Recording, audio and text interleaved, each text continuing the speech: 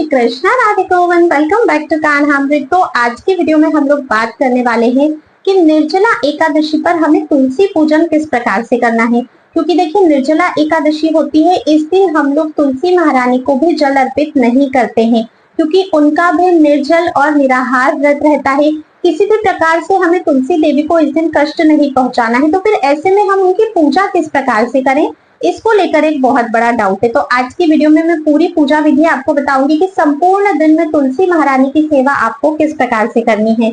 इस बार जो निर्जल एकादशी का व्रत है वो 2 दिन रखा जा रहा है, 6 जून 2025 और 7 जून 2025।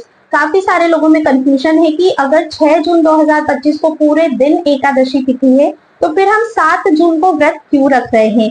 इस पर चैनल पे वीडियो है ऑलरेडी, आप प्लीज उस वीडियो को जाकर चेकआउट कीजिए कि क्यों हम 7 जून को व्रत रख रहे हैं, जिससे आप लोग भी ये डिसाइड कर सको कि आपको 6 को व्रत करना है या 7 को व्रत करना है। और देखिए चैनल पर एक प्ले लिस्ट है जिसमें मैंने निर्जल एकादशी से रिलेटेड सभी इंपॉर्टेंट वीडियोस अपलोड करी हैं। आप प्लीज उस प्ले लिस्ट को भी अवश्य ही चेकआउट करिएगा। अगर आप लोगों ने पहली बार चैनल पर विजिट किया है तो जल्दी से सब्सक्राइब भी कर दीजिए, क्योंकि इस चैनल पर ऐसी कई सारी इंफॉर्मेटिव वीडियोस आपको मिलती रहती है।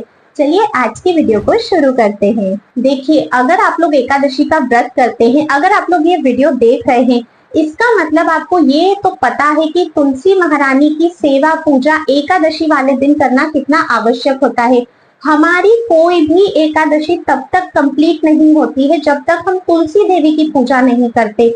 तुलसी देवी की सेवा करना मतलब स्वयं गोविंद की सेवा करना, या वो एकादशी का दिन हो या फिर वो कोई और दिन क्यों ना हो। जैसे कहते हैं शास्त्रों में कि अगर आपसे कुछ भी नहीं बन सकता है और अगर आप केवल तुलसी महारानी की सेवा करते हो, तुलसी महारानी को सींचना, उनका धूप छांव का ध्यान रखना, बारिश में उनकी केयर करना, उनको कब खाद की आवश्यकता है, कितना जल देना है, कितना नहीं देना है, अगर उनकी अच्छे से आप लोग हर मौसम के हिसाब से केयर करते हो, उनकी रक्षा करते हो और कोमल कोमल तुलसी दल जो है वो अपने ठाकुर जी को अर्पित करते हो, तो केवल इसी से आपको भगवान श्री राधा गोविंद के चरण कमलों की प्रेमा भक्ति प्राप्त हो सकती है। और ऊपर से एकादशी का दिन जो कि भगवान श्री कृष्ण को वैसे ही बहुत ज्यादा प्रिय है। एकादशी व्रतों का राजा है, तिथियों की रानी है एकादशी, और भगवान श्री कृष्ण स्वयं इस तिथि में वास करते हैं। तो उस दिन तो तुलसी देवी की सेवा करना अत्यंत इम्पोर्टेंट है।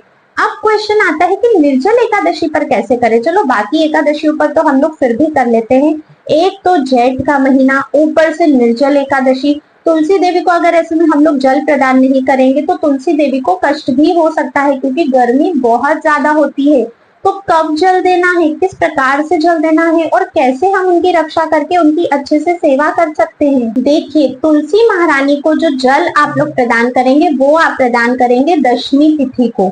जितनी भी आपको लगता है कि तुलसी देवी को पर्याप्त मात्रा में जितने जल की आवश्यकता है, क्योंकि नेक्स्ट डे एकादशी पर हम उन्हें जल नहीं देंगे, तो पर्याप्त मात्रा में आप सूर्य अस्त होने के पहले पहले दशमी तिथि तक की तुलसी महारानी को अच्छे से जल प्रदान कर दीजिए। आप देखिए काफी सारे लोग इस बार 6 जून को व्रत करने वाले हैं, काफी सारे 7 जून को व्रत करने वाले हैं। तो जो लोग 6 जून को व्रत करने वाले हैं वो लोग दशमी तिथि का जो पालन है वो 5 जून को करेंगे। तो ऐसे में आप लोग तुलसी देवी को जो जल दे रहे हो वो 5 जून को देना है। जो लोग 7 जून को व्रत करने वाले हैं उनके लिए दशमी तिथि के नियम फॉलो करना है 6 जून को। तो वो लोग तुलसी महारानी को पर्याप्त मात्रा में 6 जून को जल देंगे। ठीक है, आप इतना जल माता को दे दीजिए कि नेक्स्ट डे अगर आप जल ना दे तो उन्हें किसी कष्ट का अनुभव ना हो। अब बात करते हैं एकादशी पर कैसे सेवा करनी है। तो देखो जल तो हम लोग एक दिन पहले दे चुके हैं, तो जल तो हमें अब नहीं देना है। अब पूजा कैसे करनी है, तो एकादशी पे ब्रह्म मुहूर्त में उठ के अपने स्नान आदि कार्यों से फ्री हो जाइए, भगवान श्री कृष्ण की मंगला आरती करिए और उसके बाद अब आ जाइए तुलसी देवी के पास। जहां भी आपकी तुलसी देवी विराजमान है वहां पर पहले आसपास बहुत अच्छे से साफ सफाई कर दीजिए। अगर नीचे कोई भी तुलसी दल गिरे हुए हैं तो उन्हें उठाकर वापस आप लोग गमले में डाल दीजिए। अच्छे से साफ सफाई करने के बाद आसन बिछाकर वहां पर बैठ जाइएगा। तुलसी देवी को आप चंदन लगा सकते हो, रोली लगा सकते हो। एकादशी वाले दिन देखिए चावल का प्रयोग नहीं किया जाता है, तो आप उन्हें सफेद तिल का प्रयोग करके पूजा कर सकते हो। तो जल तो हमें सींचना नहीं है, तो अब आप तुलसी देवी को थोड़ा सा चंदन या रोली जो भी लगाते हैं लगाइए। थोड़े से उनके ऊपर आप जैसे जड़ की जो साइड होती है वहां पर देखिए तुलसी देवी की पूजा हमेशा जड़ से की जाती है, क्योंकि वहां पर गोविंद का वास होता है। तो वहां पर ही आप थोड़े से सफेद तिल उन्हें अर्पित कर दीजिए, पुष्प अर्पित कर दीजिए। और देखिए ध्यान रहे कि तुलसी देवी को टच नहीं करना है। क्यों नहीं करना है? क्योंकि देखिए उनका निर्जल व्रत है और ये व्रत बहुत ज्यादा कठिन होता है, तो हमें माता को किसी भी प्रकार से कष्ट नहीं देना है। तो दूर से ही आपको सारे काम करने हैं। पुष्प अर्पित कर दीजिए। भोग अर्पित नहीं होगा क्योंकि माता का निर्जल निराहार व्रत है, तो भोग आपको अर्पित नहीं करना है। ठीक है। अब देखो, जो ठाकुर जी की सेवा के लिए हमको तुलसी दल चाहिए, क्योंकि भगवान का तो व्रत नहीं है, उन्हें तो हम लोग पर्याप्त भोग लगाएंगे, तो भगवान के भोग के लिए तुलसी दल चाहिए। तो या तो आपने दशमी तिथि को जब जैसे जल सेवा करी थी तुलसी माता की, तभी जो कोमल कोमल मंजरी युक्त तुलसी दल है वो आप तोड़कर रख लीजिए, जो आपको एकादशी के भोग के काम आ जाएंगे। और द्वादशी पे जब आपको पारण करना होता है तब भी आपको तुलसी दल का प्रयोग कर सकते हैं। अगर किसी कारणवश आप भूल जाते हो, तो जैसे गमले के आसपास जब आप साफ सफाई करने आए तो नीचे जो तुलसी दल गिरे हुए थे उन्हें आप लेकर उपयोग में ला सकते हो, पर तुलसी दल आपको एकादशी वाले दिन किसी भी स्थिति में तोड़ना नहीं है, बिल्कुल नहीं उतारना है, विशेष ध्यान रखिएगा। ठीक है। तो तुलसी महारानी की इतनी सेवा पूजा हो गई। उसके बाद एक घी का दीपक जलाइए, तुलसी महारानी की स्तुति कीजिए, उनकी आरती कीजिए। इसके बाद बारी आती है उनकी प्रदक्षिणा करने की। तो देखो बहुत संशय है, कितनी परिक्रमा करें। परिक्रमा अपनी सामर्थ्य के हिसाब से की जाती है। कम से कम तुलसी महारानी की 4 परिक्रमा आपको करनी है, और ज्यादा से ज्यादा फिर जितना आपका शरीर आपको साथ देता है उतनी परिक्रमा आप कर सकते हो। अगर 108 कर लेते हो तो बहुत ही अच्छा होता है, क्योंकि निर्जल एकादशी का पवित्र दिन है। इतनी पूजा करने के बाद, परिक्रमा करने के बाद, अगर आप लोगों के पास समय है तो आप लोग वहीं पर बैठिए और अपने गुरुदेव के द्वारा दिए गए गुरु मंत्र का तुलसी महारानी के सामने बैठकर अधिक से अधिक माला से जाप कीजिए। अगर उस समय नहीं है तो दिन में कभी भी, पर तुलसी देवी के सामने बैठकर जब हम भजन करते हैं तो हमारी भक्ति और बढ़ती है। तुलसी महारानी के आशीर्वाद से उस मंत्र जाप में, उस माला जाप में हमारा मन लगता है। अगर आप लोगों को दीक्षा प्राप्त नहीं है, अभी तक आप गुरु आश्रित नहीं हुए हैं, तो ऐसे में आप लोग हरे कृष्ण महामंत्र का जप कर सकते हैं, जो कि है हरे कृष्ण कृष्ण कृष्ण हरे हरे, हरे राम राम राम हरे हरे। या फिर आपको जो भी भगवान का नाम प्रिय लगता है उसका ही आप माला पर जप कर सकते हो। ध्यान रखिएगा, अगर आपको बहुत ज्यादा प्रैक्टिस है, गुरुदेव के द्वारा दी हुई माला है, तभी तुलसी माला पर जप करना है, नहीं तो बिना प्रैक्टिस के तुलसी माला पर जप नहीं करना है। ऐसे में आप नीम की माला पर या चंदन की माला पर जप कर सकते हो।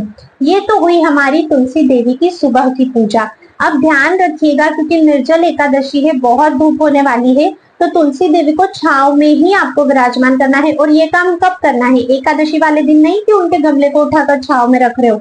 ये काम दशमी पर ही करना है। जब दशमी तिथि पर आपने उनको जल दिया था, उसी समय पे सूर्यास्त होने के पहले ही उनको ऐसी जगह पर आप विराजमान कीजिए जिससे अगले दिन उनको धूप ना लगे, वो छांव में आराम से शांति से रहकर भगवान श्री कृष्ण का भजन कर सके। ठीक है। धूप में आप उन्हें उस दिन मत रखिएगा, ध्यान रखिएगा। इस तरह से सुबह की पूजा संपन्न होती है। दिन में जब भी कभी टाइम मिलता है, जब भी आपको लगता है, आप तुलसी देवी के पास जाकर बैठ सकते हो। अगर बहुत ज्यादा आपके पास तुलसी देवी बड़ी है तो उनकी छाव में बैठ सकते हो, नहीं तो आप उनके समीप आसन लगाकर जब भी आपका मन करता है भजन कीर्तन, उनकी स्तुति, भगवान के नामों का जप, आप ये सारी चीजें कर सकते हो। अब बात करते हैं तुलसी देवी की संध्या पूजा की। तो देखिए संध्या पूजा का भी बहुत बहुत अधिक महत्व होता है। शाम के समय पर तुलसी देवी में घी का दीपक आपको अवश्य और अवश्य ही जलाना चाहिए। आप चाहे तो सुबह, तो देखिए हमने पूरी स्तुति वगैरह करी थी तो हमने घी का दीपक जला के पूजा करी, उसके बाद शाम को भी उनके समक्ष घी का दीपक अवश्य ही जलाना है। आप चाहे तो शाम के समय भी उनकी प्रदक्षिणा कर सकते हो, पर देखो शाम को या रात में जैसे अगर आप लोग परिक्रमा करते हो ना, तो एक चीज का विशेष ध्यान रखना कि घर में अगर लाइट्स ऑन है तो जो परछाई तुलसी महारानी की पड़ती है, परछाई पर हमारा पैर नहीं रखाना चाहिए। अगर परछाई पर तुलसी देवी की हमारा पैर रखाता है तो वो बिल्कुल इसी के बराबर होता है कि हमने स्वयं तुलसी महारानी के ऊपर पैर रखा, और बहुत बड़ा दोष होता है। तो कभी भी आप लोग परछाई पर ध्यान रखिए कि परछाई पर पैर नहीं आना चाहिए। उसको आगे, मतलब जैसे यहाँ तक परछाई अगर आ रही है तो उसके आगे से घूमते हुए ही आप लोगों को परिक्रमा करनी है। बहुत से लोग ब्रह्म मुहूर्त में करते हैं, तब भी अंधेरा होता है, घर में लाइट जल रही होती है, तो ध्यान रखिए कि कभी भी तुलसी महारानी की परछाई पर पैर नहीं पड़ना चाहिए। इस तरह से आपको उनकी शाम की सेवा पूजा करनी होती है। न शाम को उन्हें हाथ लगाना है, न दिन में उन्हें हाथ लगाना है, बिल्कुल भी उन्हें आपको हाथ नहीं लगाना है। अगले दिन आपके व्रत का होगा पारण, फिर उस दिन आपको तुलसी देवी की सेवा पूजा करनी है। पारण में कैसे करनी है, पारण कैसे करना है, इन सब पे मैं दूसरा वीडियो बनाऊंगी। पर एकादशी वाले संपूर्ण दिन इस तरह से आपको अपनी तुलसी महारानी का बहुत अच्छे से ध्यान रखना है। ध्यान रखिएगा, उनका निर्जल व्रत होता है, उन्हें आपको किसी भी तरह का जल या भोग इस दिन नहीं देना चाहिए। इस तरह से पूजा कीजिए, तुलसी देवी का आशीर्वाद प्राप्त कीजिए और भगवान श्री कृष्ण को प्रसन्न कीजिए अपने एकादशी व्रत के द्वारा। आई होप आपकी सभी चीजें क्लियर हो गई होंगी कि कैसे पूजा करनी है। कुछ भी अगर आप लोग मुझसे पूछना चाहते हैं किसी भी चीज से रिलेटेड, तो आप लोग मुझे कमेंट करके पूछ सकते हैं। मैं सभी के आंसर देने की पूरी कोशिश करूंगी। अगर आप लोगों को ये वीडियो पसंद आई है तो इसे ज्यादा से ज्यादा शेयर कीजिए, लाइक कीजिए, ताकि सभी लोगों तक ये इन्फॉर्मेशन पहुंच सके। और कमेंट में आप लोग जाने से पहले राधे राधे भी अवश्य ही लिखिएगा। इस बार निर्जल एकादशी अगर अभी तक आपने कभी नहीं की है तो प्लीज इस बार करने की कोशिश कीजिए। चैनल पर ऑलरेडी वीडियो है कि कैसे सिंपल तरीके से कुछ टिप्स अपनाकर आप बहुत इजीली निर्जल एकादशी व्रत कर सकते हो। डरने की बिल्कुल जरूरत नहीं है, इतना ज्यादा कठिन भी नहीं होता है अगर भगवान पे भरोसा रखोगे तो। और आप लोग चैनल पर एक प्ले लिस्ट है निर्जल एकादशी से रिलेटेड, एकादशी के जितने भी इंपॉर्टेंट टॉपिक्स है, वीडियोज है, वो सभी आपको चैनल पर प्ले लिस्ट में मिल जाएगा। आप उन्हें भी अवश्य ही चेकआउट किया कीजिए। राधे राधे।